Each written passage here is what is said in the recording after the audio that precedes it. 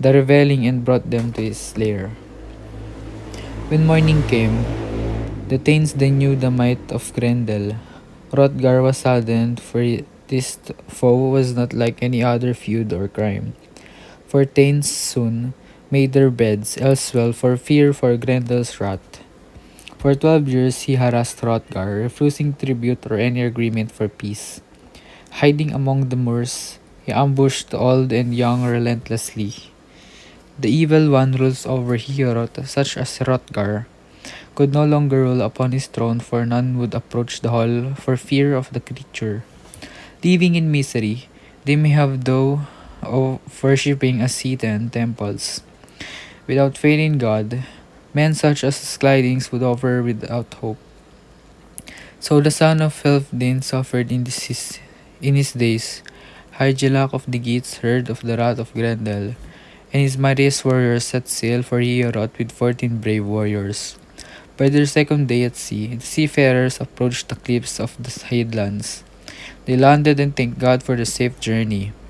A Silen's watchman stopped them where they landed and asked the armed seafarers where they had come from and why they are there. The leader of Git seafarers answered that he was the son of Icteo. He has heard of the creature that hunted the Danes and has come to do battle with them. Hearing this plan, the watchman had the boat guarded from enemies and escorted the visitors to Heorot.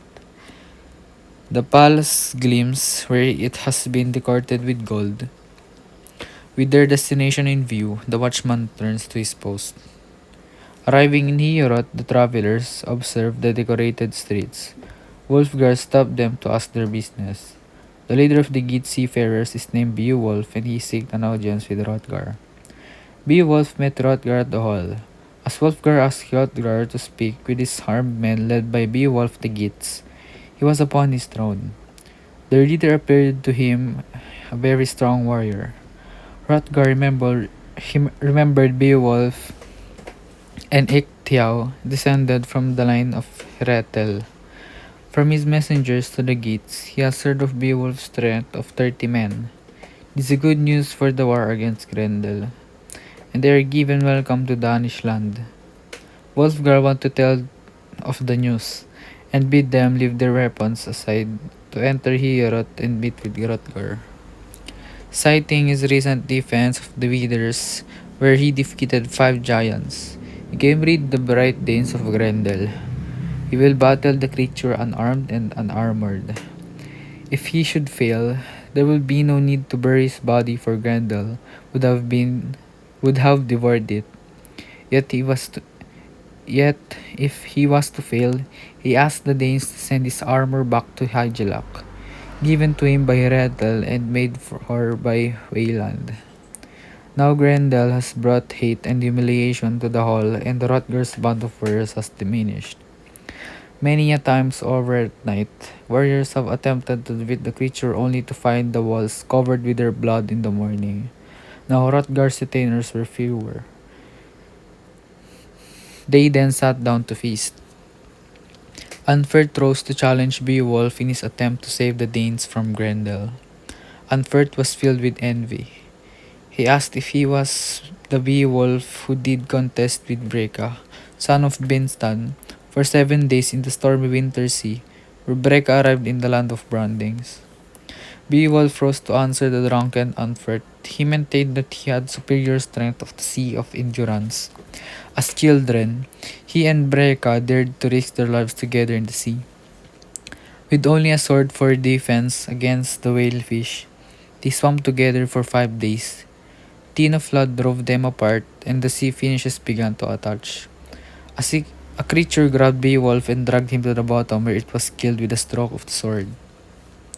Threatened by the sea monsters, Beowulf returned the blows with his sword. He had ruined the undersea feast that was planned of him. By morning, the sea creatures lay wounded upon the shore, where they would bother seafarers no more.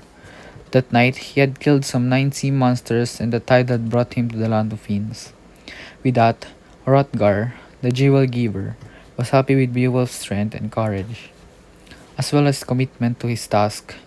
Amid the laughter, The queen Wiltiao appeared wearing gold and bearing the cup of the hall. Allowing her king to drink first, she brought it around to everyone in the hall. When she reached Beowulf, she thanked God for his savior. Beowulf spoke, reaffirmed his commitment to the task, or to die in the process. Pleased with his words, she went and sat by her lord. The time grew late, and the son of Hilf, Hilfdane with Weltiao, who retired to bed, spoke to Beowulf, who was to remain in the hall, once more bequeathing power over Hioroto for him the night, and to seek glory in his upcoming battle. He posted a guard to keep watch for monsters. Beowulf, Beowulf removed his armor and assigned a henchman to guard his possessions. Speaking, he issued a challenge to Grendel. Without weapons or armor, he will face the creature using his own methods in equal combat. God will decide the one who is right, and they laid down to rest. None of the seamen feared they would never return home, even though many Danes have been carried away from this hall. There was one man who would away from this hall. There was one man who would oppose his foe, just as one God rules over mankind. As the wanderer in shadow was moving toward the hall, the warriors slept except one. Beowulf awaited the upcoming battle. From out the moor, Grendel appeared and headed Hrothgar's hall. He ripped open the mouth of the hall and entered to see the sleeping warriors. While Beowulf watched, he grabbed an unlucky warrior and ate him, reaching for our hero. Beowulf grabbed Grendel's claw hand and held tight. Surprised at the strength of the grip, Grendel attempted to flee, but Beowulf held fast. Awakened, the Danes watched as their struggle shook the mid-hall, and they heard Grendel cry out imminent defeat. They celebrated Grendel's defeat, but Grendel's mother attacked the hall next night. The avenged son learned about the attack the following morning, so they went to the marsh. Beowulf descended into the murky waters and was attacked by monsters. Beowulf finally found then the Grendel's mother. Beowulf attacked Grendel's mother, but failed to wound her at first. In the end, Beowulf killed Grendel's mother. The Danes rejoiced when they found out Beowulf's victory. Beowulf then left Denmark for his own homeland. Once back to the land of the Geats, he was rewarded with the riches and was honored by Hygelac, the leader of the Geats. Years passed and Beowulf became the leader of the Geats. One of Beowulf's men discovered a treasure hoard guarded by a dragon and stole a golden goblet, which he gave to Beowulf. The dragon was angered and ravaged Beowulf's plans. Beowulf was already old, decided to fight the dragon. Beowulf's weapons became useless, so he attacked the dragon using his bare hands. All of his warriors except Wiglaf flew from the scene. The dragon beat and injured Beowulf, but after Wiglaf attacked the dragon with his sword, Beowulf was able to stab and kill the dragon. Beowulf's injuries were fatal. He looked upon the dragon's treasure and gave his own golden armor to Wiglaf. Beowulf's funeral followed, with the hero's body ritually burned in a burial mound. The Geats buries Beowulf's ashes with the treasure gained from the dragon's lair.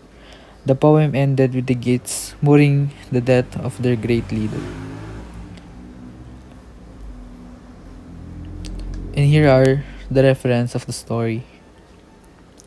Thank you for watching. See you on part 2 of our discussion about Beowulf, guys.